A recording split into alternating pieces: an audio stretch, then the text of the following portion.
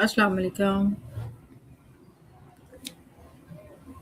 The art of storytelling isn't just about reciting facts or entertainment. It's a psychological tool that bridges the gap between information and emotions. When you tell a story, you activate the listener's brain in ways that data alone cannot, releasing oxytocin and dopamine as well. The art of storytelling is how to captivate and inspires others is a topic that I'm going to talk about with ChatGPT, and let me call ChatGPT right now.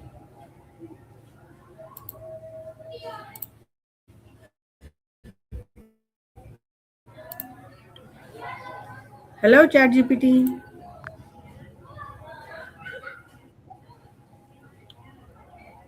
Hello, Hey there. ChatGPT.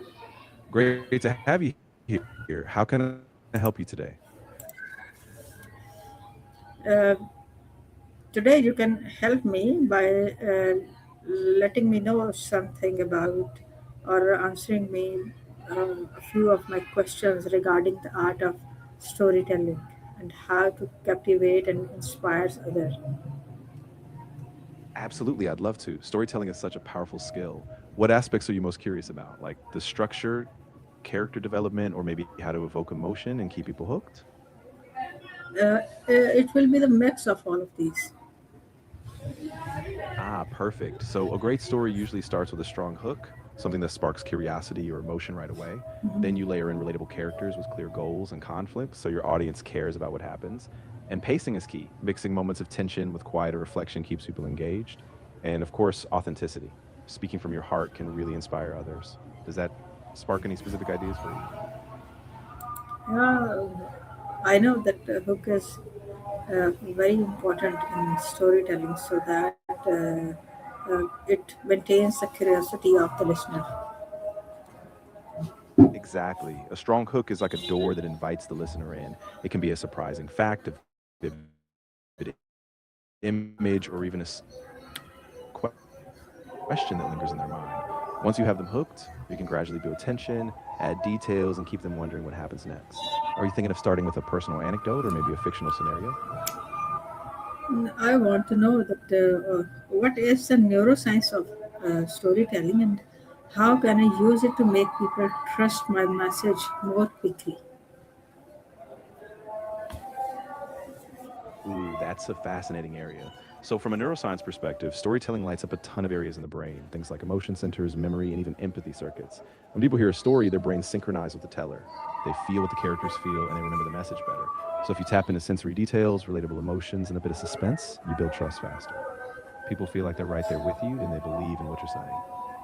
How do I use vulnerability in a story without making it feel like I'm oversharing or being unprofessional? That's a great balance to strike. The key is intentionality. Share personal moments that serve the bigger point or lesson in the story. You don't have to reveal every detail, just enough to show your human side, the struggle with the transformation. Keep the focus on your audience's needs. Your vulnerability is there to build connection and trust, not just for its own sake.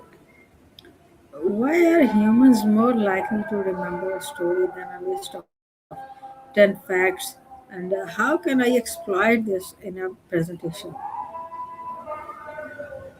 Yeah, exactly. Our brains are just wired for narrative. Stories create emotional hooks and mental images that stick, whereas facts alone can feel abstract or easy to forget.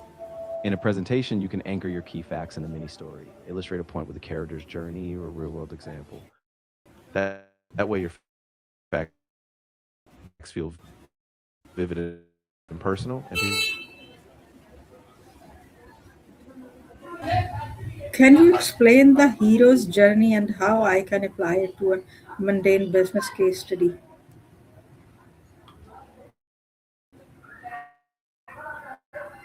Yes, classic example. classics and tell a call to adventure, goes through trials and returns transformed. In a business case, you can frame a company or a leader as the hero. So, for example, the business might be in a tough market, the ordinary world get an unexpected opportunity, face competitors or internal challenges, the trials, and ultimately grow or pivot into a new success, the transformation. That narrative arc helps people emotionally connect with your business strategy, making it feel purposeful and inspiring. What's the in media res technique, and how does starting in the middle of the action hook an audience? So in media res is a storytelling technique where you begin in the middle of the action, right in the thick of a dramatic event, rather than starting from the beginning. It immediately drops your audience into a moment of tension or intrigue, so they're hooked right away. After that, you can weave in the backstory through flashbacks or character reflections. This creates curiosity. People want to know, how did we get here? So they stay engaged and to find out. How do I balance pacing? When should I speed up my narrative, and when should I slow down for emotional impact?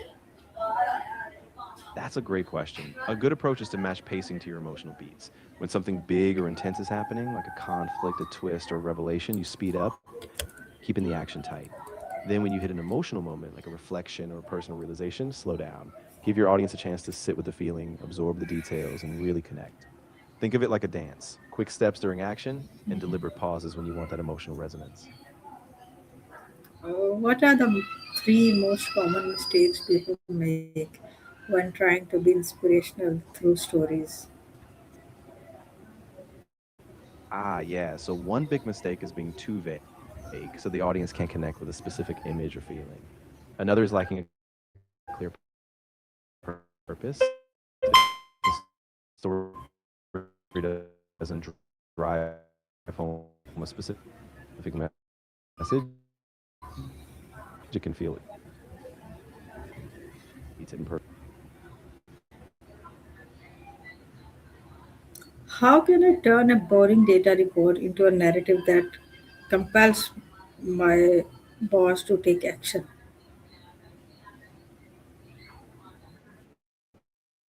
Ooh, great challenge. So start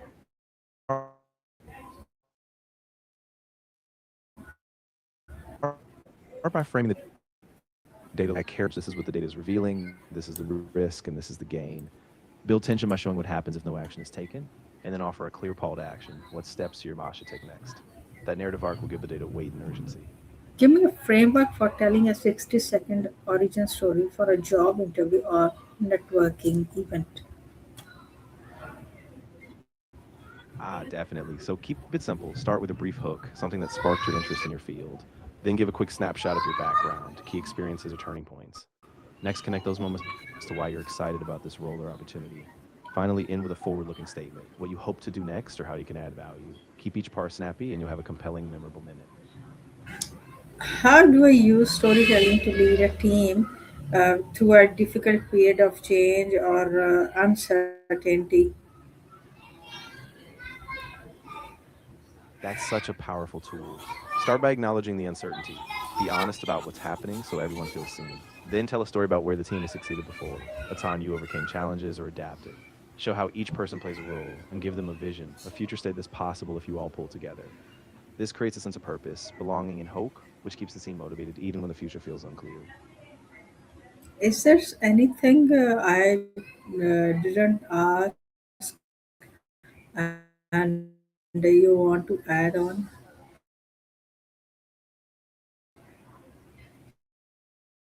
What I would add is that storytelling also works in small, everyday interactions, not just big presentations. So even a short, well chosen story in a meeting or an email can help you build rapport, clarify a point, or motivate action. So keep an eye out for those smaller moments. They can be just as impactful.